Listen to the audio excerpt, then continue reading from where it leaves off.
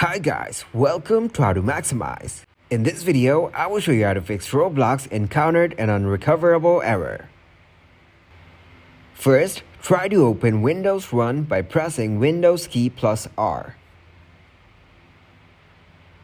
Then execute this command, %local app data %, and tap on OK. So here you can locate the Roblox installation folder and simply click to delete it. And also uninstall this Roblox player from your Windows.